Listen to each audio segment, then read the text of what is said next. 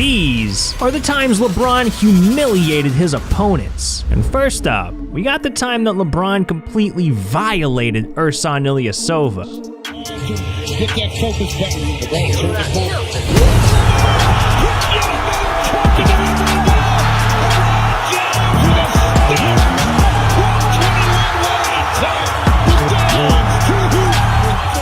Look, trying to block LeBron is a big mistake. But trying to posterize LeBron was the most humiliating decision of Evan Turner's career. Turner got the step on straight, rejected by James. And a foul. Marv, you said it. He is underappreciated, underrated in defense. He went up for the block. Yeah, LeBron isn't afraid to humiliate anyone, even the legendary Michael Jordan. They had 27 points in the opening frame. Here's a steal by LeBron. Here comes a show. James with the throwdown. And then the steal gets his team going. He's not even looking at the... I think he was looking at Michael Jordan. I was thinking the same thing. Michael Jordan's a little left of that Charlotte bench. I think that was a look at Michael like, turn out the lights, my friend. Man, you could just see it in MJ's eyes. That was personal. But at least things didn't get violent, because LeBron tried to kill Jason Terry, all because of some trash talk. See, back in 2013, Terry's Celtics were set to face LeBron and the Heat, who had just won 22 straight games. And before their matchup, Terry decided to completely disrespect LeBron and Miami, saying, "I'm not impressed with their winning streak, or anything they do." And this turned out to be the last thing Terry said, before nearly losing his life. Shooting 67%. They're 20 of 30 here tonight. Jason Terry, good defense. Wade from behind takes it away. Silvers, James! Whoa! And a technical foul called on Miami. Just watch as they lay it up there. Watch this. Woo. That was attempted murder. Hey, somebody call an ambulance. And LeBron had no shame, because after the game, he said this. Did you even see Jason down there? Yeah, I seen him down there. I guess he didn't see me. Jesus, this man Bron looks like an actual psycho. But look, embarrassing NBA players is just what LeBron does. I mean, the man was humiliating his opponents as a damn rookie. See, back in 2003, during LeBron's first week in the NBA, he was going up against Ron Artest and the Pacers, when late in the fourth quarter, LeBron humiliated Artest so badly, it still haunts him to this day. LeBron came into the league, first game in Indiana, he gave me 25. He went to the fans and said, "This is your best defender," right? I heard this, right? I'm fucking furious. I know you furious. But I'm super fucking pissed he disrespected me, and I want to walk up to this motherfucker, and he bust my ass. Damn, it's like Bron just likes pissing people off or something. But no player was more pissed than Deshaun Stevenson, because this dude got humiliated by LeBron in a diss track. Yeah. See, back in 2008, Deshaun's Wizards pulled off an upset win over the Cavs, and after the game, Deshaun thought it'd be a good idea to disrespect LeBron, telling reporters he's overrated, and you could say I said that. Big mistake. Because the very next day, when LeBron was asked to comment on the situation, he went off on Deshaun, saying, "With Deshaun Stevenson, it's kind of funny. It's almost like Jay-Z responding to a negative comment made by Soulja Boy. It doesn't make sense to respond."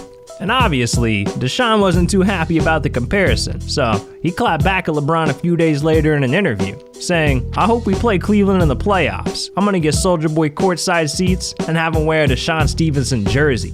And what do you know? A month later, Deshaun got his wish. Wizards versus Cavs in the playoffs. Soulja Boy front row in a Deshaun Stevenson jersey, watching the Wizards blow out the Cavs by 36 points. 36! So it seemed like Deshaun had come out the beef on top. Until the very next day, when LeBron's special friend Jay-Z recorded a freestyle taking shots at Deshaun, hitting him with bars like, that's my man LeBron. We so big we ain't gotta respond. Who the Shaq overrated. If anything, they underpaid him. I don't even know your name. I'm too big for you to rap LeBron James. Oh. And to make matters even more humiliating, the track was debuted in a DC nightclub with the entire Wizards team in attendance. And to top it all off, LeBron went on to eliminate them from the playoffs just 3 games later. I bet that man Deshaun regrets talking shit. But at least this moment didn't define his entire NBA legacy, because the only thing John Lucas is remembered for is being humiliated by LeBron. See, back in 2012, John's Bulls were taking on the Heat when midway through the first quarter, LeBron hit him with one of the most humiliating poster dunks in NBA history. Another scoring option and a different way to score coming off baseline. Does it again. Picks off Hamilton and he goes right over Lucas. I didn't even see that on the play originally. Yeah, LeBron literally jumped over the guy, hit an alley-oop dunk, and gave him a stare. Disrespectful. You'd think the guy didn't subscribe to the channel or something. But the worst was yet to come, because just a few years later, Lucas left the Bulls and signed with the Heat. And well, they'll never let him forget what happened. Oh man, I got off the plane yesterday and somebody was like, hey, that's the dude LeBron jumped over. When I got off the plane, I was like, well, welcome to Miami.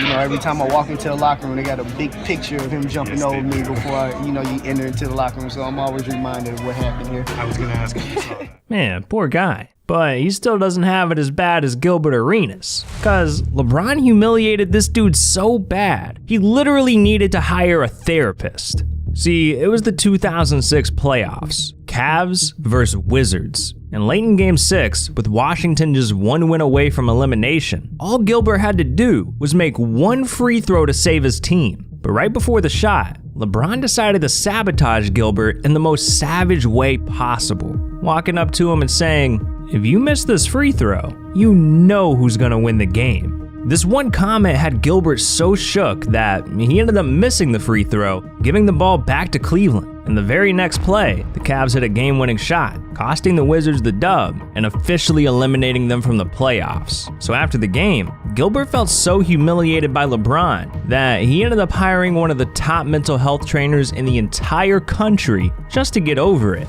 And when he tapped me and he's like, if you miss these, that's game. For that 1 second, I became human. So I sat in the gym, took 2,000-3,000 free throws. I even took it a step further and went with a guy named Frank in San Francisco. He trains military, black ops, special, all mental stuff.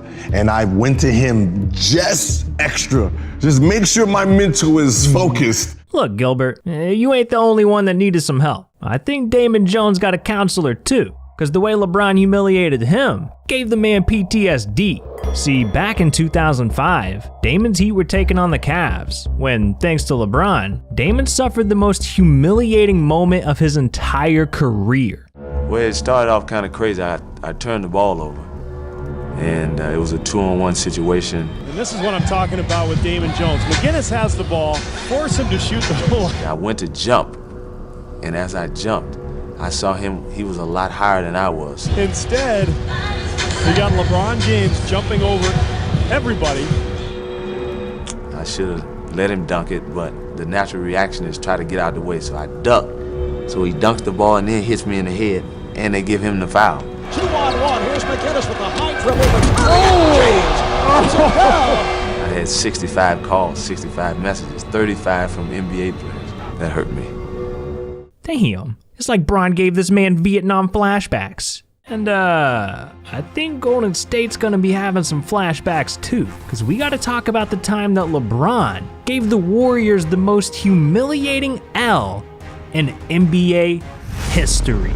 See, back in 2016, LeBron's Cavs were down 3-1 against the Golden State Warriors in the NBA Finals. And one more loss would have officially eliminated Cleveland from the playoffs. But going into Game 5, something interesting happened. LeBron did an interview where he said the Warriors were talking too much trash. And in response, Klay Thompson decided to disrespect LeBron, saying, I guess his feelings just got hurt.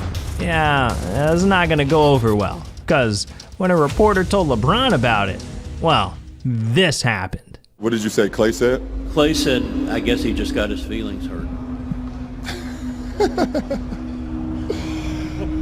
Oh, my goodness. I believe the transcript will support that. This was when things became personal. Because after this incident, LeBron went on to humiliate the Warriors, averaging 36 points, 12 rebounds, 10 assists, pulling off one of the most iconic blocks of all time, and winning 3 straight games to complete the greatest comeback in NBA Finals history. So, after a loss this bad, the Warriors are feeling pretty humiliated. But LeBron just had to keep rubbing it in, because he not only wore an Ultimate Warrior t-shirt the very next day, but a few months later, LeBron also hosted a Halloween party where they made fun of Golden State, with Curry and Clay tombstone cookies, a 3-1 lead banner. I mean, he even had a Steph Curry dummy that people had to walk over to get in. This man Bron is a psycho. But you know who else is a psycho? You, if you don't click on this video right here. These are the weirdest mysteries in NBA history. It's gonna blow your mind. So what are you doing, dog? Click it.